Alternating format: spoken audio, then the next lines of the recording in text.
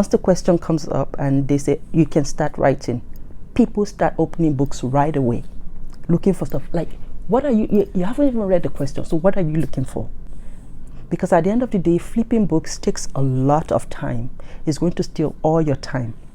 So what do? Read the questions. If you find a question that you can easily tackle without looking at your book, do that one first. Especially I see people bringing like a big bag of books, resources, and then they're flipping and flipping and flipping, and they haven't written anything down. So the word open book, I feel, is confusing a lot of people. You don't have to open the book if you don't need to.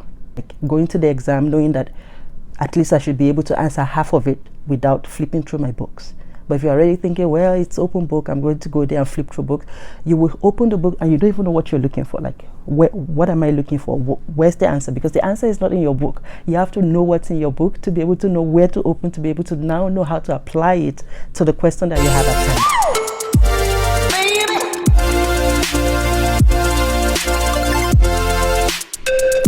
Hello everybody, welcome back to my channel. It's that proud black woman again, and thank you so much for tuning in. So this is supposed to be like a quick video because today is my birthday and my wedding anniversary, and I'm here at Niagara Falls to celebrate. So this is like in my hotel room, and I thought let me just squeeze a video in before going in out for my birthday dinner.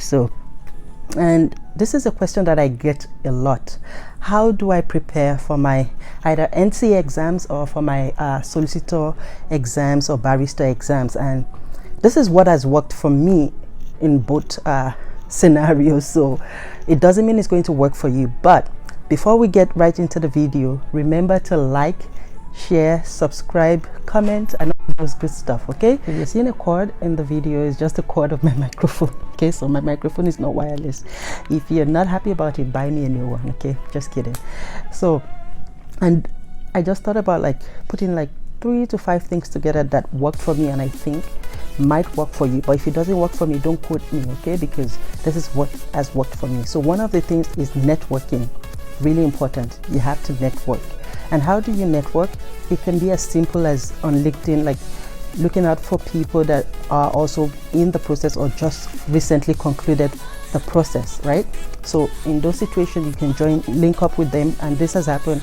A lot of people have linked up with me, asking me what are the strategies that I used to be able to write my exams with 2 kids, with a job and all of that. What were the strategies I used? And I gave them my strategies, and I've been receiving messages from a couple of people saying, oh, thank you so much for sharing those strategies with me because I used them and it worked for me. And I was so happy to share. I wish I had that support when I was doing my NCA. Anyway, so networking. So what was important that I did was I just went online because I didn't know anybody that was going through the NCA process at the same time when I was doing mine. So what I did was go on Google and I searched for NCA people writing NCA exams or WhatsApp group or things like that. And I was able to see GLC, which is I think global something. I don't know the name, but I'm going to find it and I'm going to like link it either here or here in the video, like put what it I think Global Lawyers of Canada, something like that. And I found that WhatsApp group, so I joined in and it was really good. It was good resources. I didn't buy any books, so let's just put that out there. I didn't buy any books, but what I did was I was able to get a lot of people that were sharing materials like cheat sheets and summaries and practice questions and things like that, and those things really do work. So if you're able to get that, kudos to you, get it. You don't need to so all you have to do is join one of those networks, and as I said, I'm going to leave a link to that WhatsApp group in the description box. So if you feel like you want to join, and if you already joined, good. Don't be silent on the group as well. If you have materials that you can share, because you have to also reciprocate, like pay it forward. If people are sharing materials with you, also share with other people, and that's the way everybody can benefit from the group. So that was a really great resource. So I would say network, okay? Network with people either on LinkedIn, on Facebook, or on WhatsApp that are also doing the same exams. My second thing would be not every material is good. So every material you get, especially with the NCAs, make sure that you cross-check cross-reference it with your syllabus. That's really important because every year a lot of those courses changes. So if you get a material for somebody that wrote it 2 years ago, a lot of the articles, a lot of it might have changed, or like topics and things like that, or they might pass the new law and it might have changed. So don't just go hook, line and sinker reading it and then you get to the exam and you're unpleasantly surprised. So you have to always cross-reference whatever materials you have with with your syllabus to be sure that it is recent, because you don't want to waste all your time reading, paying for exams, and then you get to the exam, you have no clue what's in your exams. So that's really important. Always cross-check every material you have with your syllabus. Really important. Another one is, I see people panicking and they have like 4, 5, 6, 7, 8, 9, 10 materials that they are reading at the same time. You're only going to confuse yourself. Don't do that. So you can choose one or two, like one that's a bulky one. For example, what I did in my time, there's this guy called Liran. I feel like a lot of people know him because when you Google, is majorly one of the top that would searches that would come up. So I bought his materials. He had like summary materials, which to me, I don't feel that summary because some of them as much as 200 pages and it's like a lot. So I didn't buy a test book. I'm not advising you not to buy test books, okay? But for me, I was looking for an easier way, a faster way that would be more convenient for me, and I would still be able to write exams. So I found that like really, really informative, really, really good material. So I bought those materials. It was like probably $49 for each course. I did that, and also on that, as I said before, joining the Facebook and WhatsApp groups, they shared a lot of cheat sheets, they shared a lot of materials, and I also took some of them that I felt that resonated with me, that I feel like they're simple enough. So those were the two that I used. I didn't like have like a gazillion materials and then I confused myself, right? So I don't know, look at all the materials, even reading it, you know that this is nonsense. So don't just read every and any material that is shared there. You should be able to decipher which one is good and which one is not good. And how do you do that? By referencing it back to your syllabus. I cannot overemphasize that. Reference it back to your syllabus. Another part that I would like to talk about is tabbing your materials. The first exam I ever did on NCA, I didn't tab. I color coded. I color coded them, but I didn't tab, and it became very difficult for me to find what I wanted when I got to the exam, because the 3.5 hours, believe it or not, they go really, really fast. So after that first day, I got home, I went to buy sticky notes, and I made sure that I tabbed every single part of the book. So it made it easier for me. How do you tab? Everybody has a different way that they tab their materials. What I did was the very important topics that I feel like questions will come out from, I tabbed them, I put the name on the sticky note, and I put them at the beginning of those pages, and I make sure that I put it in such a way that I'm able to see them. If I get a photo of one of my materials, I can take a photo and just put the link, what it looks like a snapshot of it on this side or either on this side, one of the two, and you can see what I'm talking about. So that's what I did, and it made it a lot easier. I saved more time and I was able to finish on time, right? So that's really important. Learn to tab. So just color coding is not enough. Tab your materials so it's easy for you to open it from those tabs. So if you have a question that talks about Aboriginal people, it's easy for you because you just look on those tabs on the side of it or the top of it. You find Aboriginal, pick it up from that, open it, and then your color coding can then work. But if not, you don't even know where to start from, so you're gonna confuse yourself. Another thing I did was I printed out the table of content, and it was easier for me. I printed out my syllabus, I printed out my table of content. So that way, if I find a question that is under some syllabus, that is under, just to find out where it is in my materials, I quickly go through the table of content, find it, okay, it's on page 55, then I open page 55 right away. So rather than flipping all the way to the back first, I had it separate on one side, so I don't have to close the book, look, and then start flipping back. I had it separate on one side. So that's also something that I feel is important.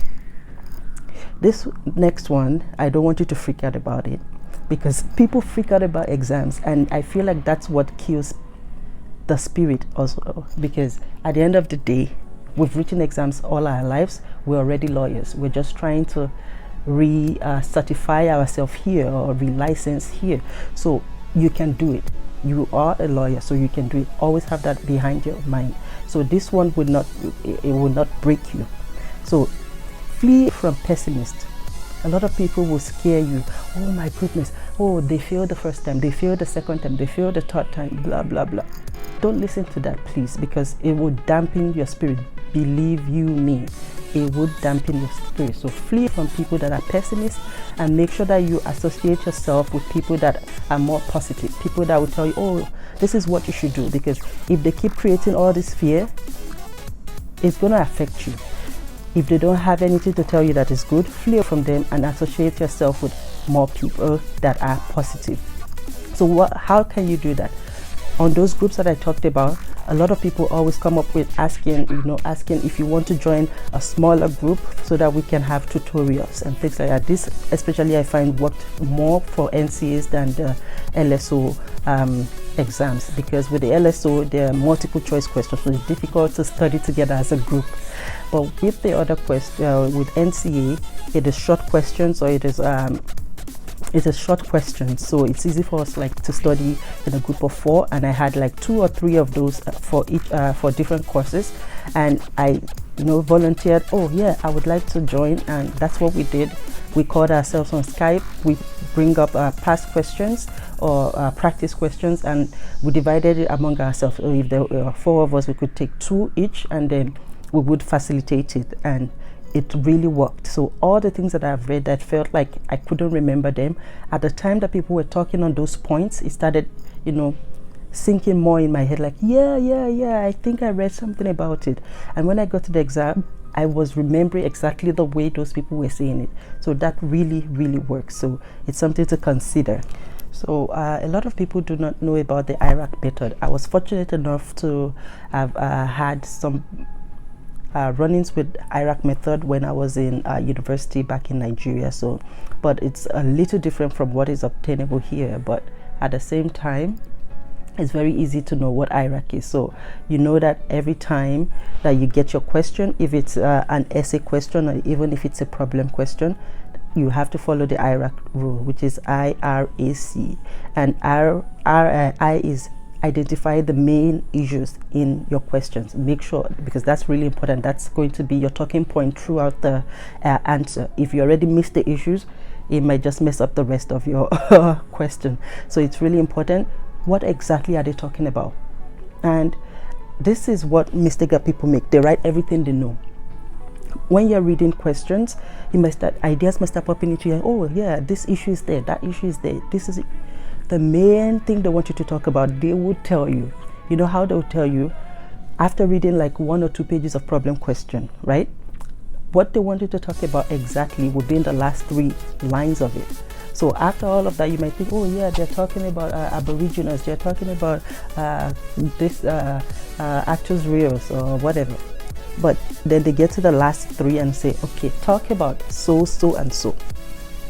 Then you see that, oh, all the things you've been thinking about, exactly, that they don't want you to talk about that. They already know that. They would always tell you what they want you to talk about in the last 3 lines of the question. So don't just read from the beginning and start writing. Finish reading the question. Otherwise, you'll find out that you've wasted a whole lot of time. You'd have written about all the things that they don't really care about, that would not earn you any points. And then by the time you get to the last part of it, you'll be like, oh, no. That's not what they want me to talk about. They want me to talk about menswear, or they want me to talk about rape, or they want to, you'll be so surprised. So the first important thing is read your questions from the beginning to the end. So if question 1 is what you want to attempt, read it from the beginning to the end. Read what they want you to actually tackle, and then you can start writing. Don't jump from the first 3 lines and then say, oh yeah, this is what it's about, and then you find out at the end of the day you just totally wasted 30 minutes of your time answering what you're not required to answer. So that's really important. Make sure that you read the entire questions, figure out the issues, and then you start writing. So that's I in IRAC method. Then R is rules. What are the rules guiding those issues? What are the principles that you need to support those issues, to back up those issues. You have to know that. Is it a case law, a legislation, whatever it is that supports that? And that's when you can open up your book. If you don't know it by heart, you can open up the notes that you have made, or the textbook that you have tabbed, and then you can start writing that. But if you miss the issues from the beginning, then you don't know the rules that will follow, and it will totally mess up everything else. And then, really important, they don't want you to regurgitate everything that is in your textbook, and that's where A comes in, which is application. Make sure that you apply it to the scenario. It's as simple as saying, for example, rather than writing because it's an open book exam, rather than writing, oh, so mens rea is blah blah blah blah blah, you would, in the application, you say, so if the name of the accused in the question is, let's say, Abdul or Abdul, then you just easily just change it from, rather than say, oh, mens rea is when an accused. No, in application you say mens rea is when Abdul blah blah blah. You just start personifying it to Abdul, Abdul, Abdul, applying it to the scenario in the question, right? So it's not difficult. People are always scared of, why is it so difficult? So that way it doesn't look anymore like you're just regurgitating the question or whatever is in the textbook. Now you're applying it to the scenario, the case that you're given in your book, right? And then the last part is conclusion. Always conclude.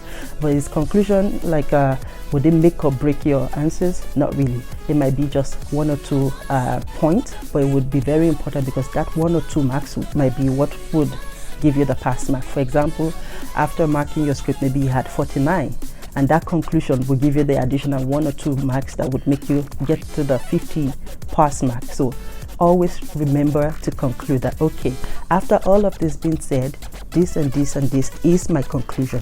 Conclusion might not necessarily, like I would say, after reading like writing your rules, writing your issues, a lot of times your conclusion might be different from whatever the examiner has in mind, but you will not be penalized for it, because even if you notice in the Supreme Court, there are 5 judges sitting on a case, and there will be dissenting judgments. So it shows that everybody don't have to come to the same conclusion. It means that your reasoning, like they will just look at all your reasoning, look at your issues that you have identified, look at your rules that you're using to back it up, look at your application, and then your conclusion. And that's how you get your points. So it is not as difficult as people make it seem.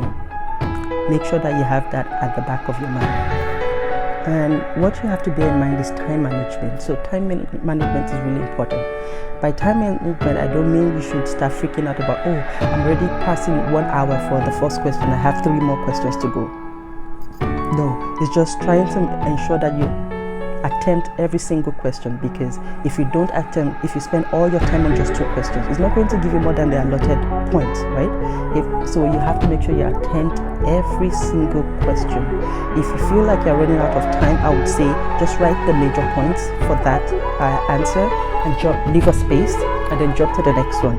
Write the major points, highlights of the point, jump to the next one, and then when you're through, if you have more time, then come back and fleshing up all those other ones. Because if you focus all your time on the first 2 questions, and the first 2 questions is 50, the thing is you already failed, because you're not able to get all the 50 questions. So it's all if you can attempt every single question and carry the 5 marks. For 4 questions, you are able to get 15, 0, 15, 15, 15, 15, 40, and then you get 60, and then you get 5. Do you understand what I'm saying? So do not waste your time on, all you have to do is make sure you follow the IRAC, IRAC, issues,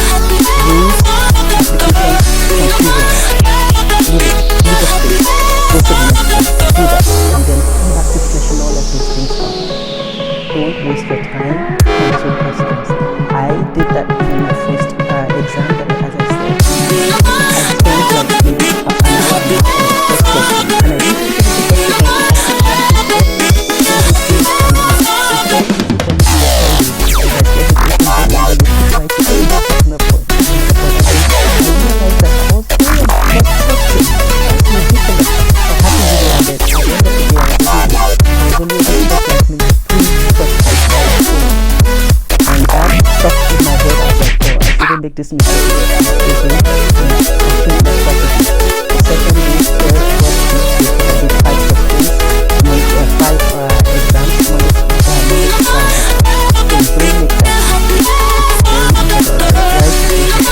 Then I think the final one I have for today, this might have a part 2, so I might be thinking more because this literally I feel like most of this advice will apply more to the NCA exams than the LSO exam because it's very because the LSO exam are multiple questions, so how you would tackle it will be different from exactly. It doesn't mean that it doesn't apply, but I feel like it's more suitable for people writing NCA exams.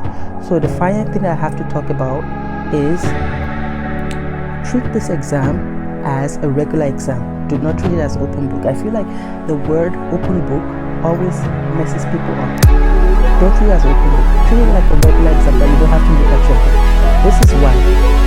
Immediately I get to the exam hall and I set my papers or my materials, my resources that I'm using, and set them in a certain way that's easy for me to, flip through and then write it.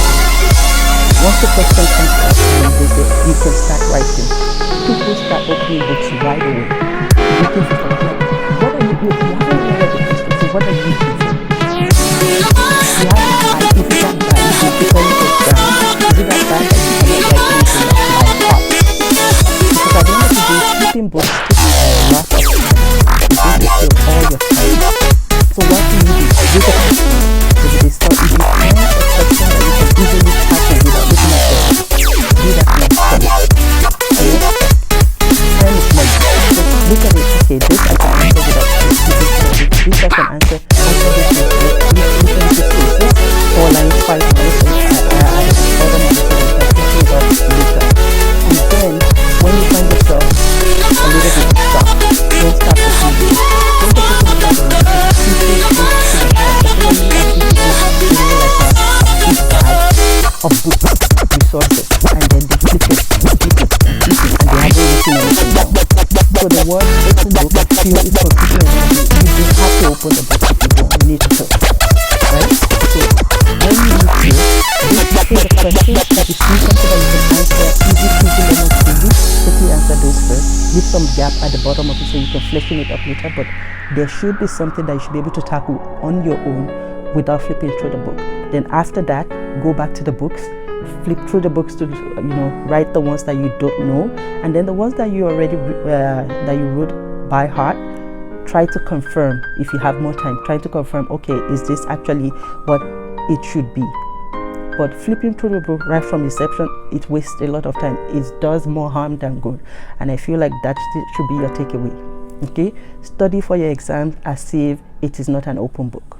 Like going to the exam knowing that at least I should be able to answer half of it without flipping through my books. But if you're already thinking, well, it's open book, I'm going to go there and flip through books, you will open the book and you don't even know what you're looking for. Like, what am I looking for? Where's the answer? Because the answer is not in your book. You have to know what's in your book to be able to know where to open, to be able to now know how to apply it to the question that you have at hand. So I'm going to be leaving you there for today. There will be a part 2, and it might be more of LSO licensing, barrister and solicitor preparation, and I'm going to tell you what I did. It worked for me, and I hope it works for you too. So remember, share this video, like, subscribe, all that good stuff, comment, and remember, I have social media. I have you can follow me on Instagram at @thatproudblackwoman. You can follow me on my Facebook page at @thatproudblackwoman. You can also follow me on Twitter at thatproudblack2. Okay, thank you so much. Have a wonderful weekend. I hope you love the view that I have behind me. So that, as I said, I'm at Niagara Falls and this is my hotel, this is the view. So I thought, let me just use that opportunity to make a video before I go for my birthday dinner. So make sure you have a fun weekend as well. Bye.